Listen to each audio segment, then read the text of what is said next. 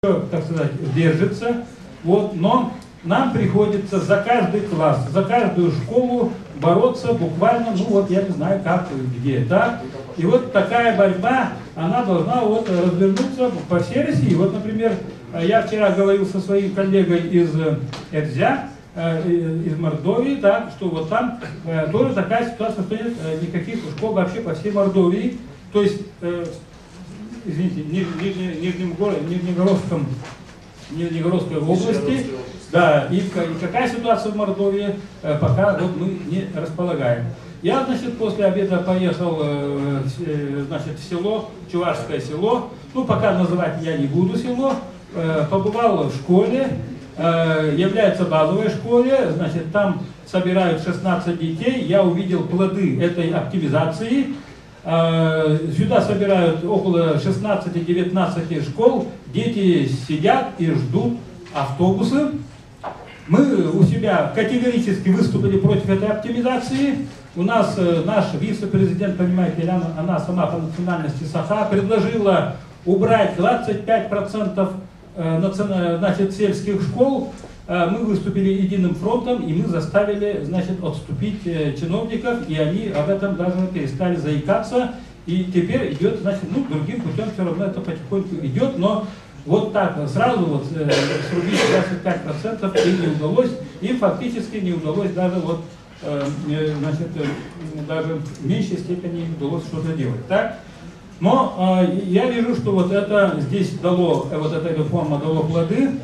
И дети, их детство проходит в ожидании автобусов. Там, значит, 2 автобуса, то есть 2 водителя.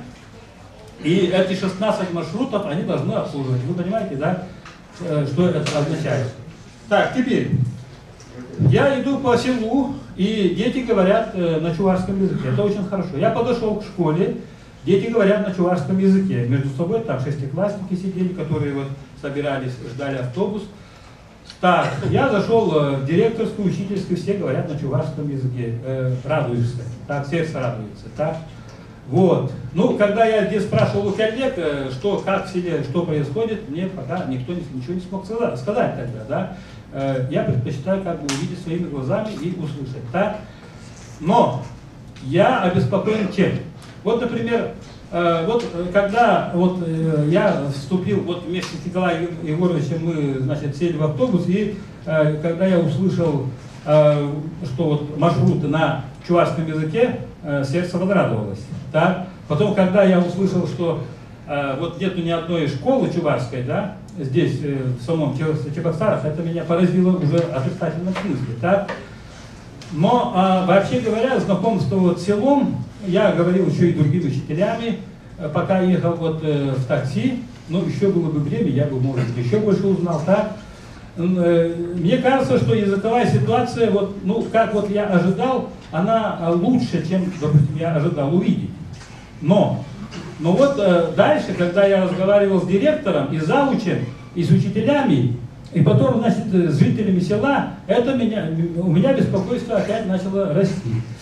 Значит, вот что они сказали в школе? Они сказали в школе, что преподавание по математике, допустим, начальных классов идет на чувашском языке. 2-й, 3-й, 4-й класс учатся на чувашском языке. Потом добавила это завуч, что на 1-м классе мы уже учим на русском языке. Понимаете? Так. Я почему? Вы же учили на 2-м и 3-м классах, так? На чувашском. Почему вы перешли на первом классе, значит, на русский язык? И после того, как директор что-то сказала на родном языке завучу уже сказала, что нет, мы на 1-м классе тоже учим на чувашском языке. Она уже проговорилась, понимаете, да? Вот. Эта ситуация, продавливание вот это идет по всей России. И вот когда я вот вначале говорил несколько такие мажорные ноты были про Якутию, да, я знаю, что у нас тоже ситуация очень плохая. В этом смысле, что вот в сельских школах, где уже давно было принято обучение математики на родном языке, сейчас идет потихоньку вот таким просачиванием или там ползучим способом переход к русскому языку под предлогом обучения, развивающего метода обучения. Вы знаете, наверное, если есть здесь учителя, то это знают. Я сам учитель математики, я все это прекрасно знаю, что все это означает. Вот. Это означает, что ученик ничего не понимает. Вот. Ну, трудно даже этого добиться и на родном языке, это методом развивающего обучения, но это способ, с помощью которого, значит, ребенка отдаляют от его родного языка. Так, ну, я перейду к предложению, да, потому что об этом можно говорить сколько угодно, и, может быть, даже было бы и интересно слушать, да. Но я приехал, значит, вот в такую даль, конечно, не для того, чтобы вот только об этом говорить. Я считаю, что мы должны начать общее наше движение.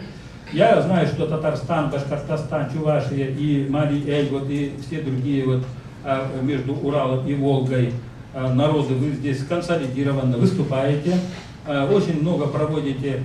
Я был в Казани однажды, и поэтому я об этом, в общем, знаю. И нашим сибирским коллегам, товарищам я об этом, значит, рассказывал. И поэтому мы вот на этот раз собрались для того, чтобы тоже призвать со своей стороны, чтобы вы расширили свою деятельность по всей России. И я очень рад, что сегодня присутствуют представители Кавказа. Жаль, что их немного. Вот. Хорошо было бы, если бы их было еще больше и больше. Жаль, что сегодня нет тувинцев. Так? Мы, значит, вот, не имеем пока вот деятелей тувинцев, которые могли бы принять участие на таком форуме. Так? Вчера у нас проходил, значит, этот малый съезд, ну вот, где мы останавливались. Ну, это допоздна, это мы об этом говорили, и у нас после, так сказать, споров возникло общее предложение. Это наше общее предложение от Сибирякот с участием башкир. Такое предложение, что нам надо организовать не, как бы не в конфронтации с ассамблеей, которая, ну, то ли действует, то ли не действует, но она все равно придет время, тоже будет действовать, Ассамблея народов Российской Федерации. И у нас даже возникло предложение, вот одно было предложение моего народа России, но потом поступило более такое хорошее предложение, давайте мы организуем это под названием Конгресс народов Российской Федерации. Вот. Нам нужно иметь общий сайт, так, доступный для всех. Нам нужно обмениваться информацией, вот, и мы, знаете, вот многого не знаем. Вот когда я говорил с директором, да, вот той школы, где я был, меня что поразило, да, вот она тоже начинает говорить такие вещи, что математику нельзя учить на русском, на чувашском языке. Понимаете, она сама чувашка уже начинает вот эти утверждать вещи, которые, они, ну, заранее известно, что это неверно. Вот. И это вбивается вот какими-то странными какими-то каналами, и люди начинают это повторять по всей России. Я думаю, что здесь вовлечены многие разные, так сказать, вот, организационные структуры, по-видимому, они силовые и какие-то, да, и, значит, структурно, властные, возможно, так, и это цель достигается. Я прошу извинения, я просил бы все-таки подытожить наши итоговые документы. Хорошо? Спасибо. Так, да. Ну, значит, вот я предлагаю после того, как документ будет принят, да, вот, значит, обсудить наше предложение сибирских плюс башкирских народов об организации Конгресса, который будет заниматься всеми этими делами. Спасибо за внимание. Господа, поскольку время неумеримо течет, хотя, наверное, мы сейчас, поскольку предоставим буквально на несколько минут, да, господину Рахматову из Башкортостана, и потом, наверное, объявим маленький перерыв, все-таки, потому что, и потом, наверное, как бы доклады прекратим и выступления. Вы согласны, поскольку нам все-таки надо, прежде всего, надо обсудить итоговые документы и принять. Спасибо. Вчера с коллегами, уважаемые,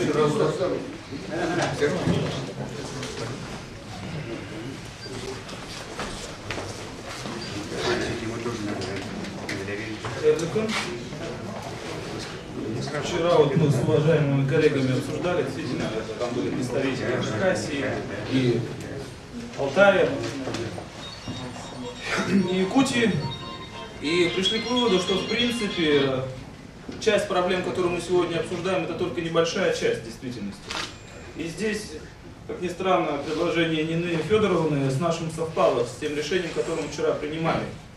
Было нами вчера принято решение, что высказать для вас предложение о том, что необходимости создания общего, общероссийского движения всех народов, которое здесь присутствует, которое бы могло защищать свои интересы не только в сфере языка, но и земли, и других моментов, о которых мы говорили. Действительно, все правильно было сказано, что язык только небольшая часть. У нас есть проблемы экономики, политики и другие. Нужно быть реалистами. К сожалению, наши республиканские власти или политические партии в нынешних реалиях, они не будут решать наши вопросы. Мы это понимаем. Сейчас все решает денежный мешок. Унификация, я думаю, что это не политика какая-то сознательная, шовинизма, чтобы народ систему. На самом деле все вопрос в деньги упирается. Поэтому я от имени Республики Башкортостан вполне уполномочен своим руководством заявить о том, что мы предлагаем совместно вот решением вчерашним создать общероссийское движение и учредительное собрание этого движения провести у нас в республике в ближайшее время. Организационные и финансовые возможности у нас есть. Одной из целей этого движения станет продвижение идеи создания Палаты национальностей в парламенте Российской Федерации с правом вето на любое решение, которое может затронуть интересы народов России. Если говорить вкратце, поэтому думаю, что мы, в свою очередь, от Республики Башкортостан готовы вам протянуть всем руку дружбы и ждем вас в Уфе. Информация к вам поступит. Спасибо. Только по палате национальности, когда говорите, во время Союза оно было, но только каждый народ, один представитель там должен быть. Аналогичному решению мы вчера пришли. Можно, я в Хакасии приехал, и тут на докладе есть. Как раз я вот написал, вчера первый предложил палату национальности, да, и об этой палате хочу сказать. Потом она напечатана в 500 экземпляров, и часть передам. Это. Вот получается так. Нижняя палата, Государственная Дума, да, отражает весь народ Российской Федерации. Совет Федерации отражает равенство субъектов Федерации. Но никто 40 миллионов коренного населения не отражает. То есть нужно вот эту палату национальности ввести. Надо в каждом субъекте провести или подписи собрать, или как. И эта палата национальности могла, ее компетенция какая? Во-первых, должна те вопросы, которые, те законы, вот закон 309, да, те вопросы, которые относящиеся к коренным народам России, должны быть возвращены на доработку или как согласительную комиссию сделать. Затем, вот во многих странах, развитых странах, есть, что две палаты могут одинаково, как Государственная Дума, принимать законы. Вот, эта палата национальности должна принимать тоже законы, те относящиеся к коренным народам России. Вот эту, в общем-то, компетенцию. Ну, можно компетенции много раз говорить, да, вот, ну вот основные компетенции, это в Италии так есть это в Швейцарии, то есть две палаты могут одновременно, параллельно принимать, в какую палату отдашь. Это вот касается палаты национальности. Я здесь подробно об этом написал, да, в своем выступлении. Затем, я предлагаю аполитической системе. Вот татар 5 миллионов 500, затем чувашей 1 600 000, затем башкир 1 600 000. Значит, президент должен быть русский по национальности, а премьер-министр должен представитель или с Татарстана, или с Чувашии, или с Башкортостана.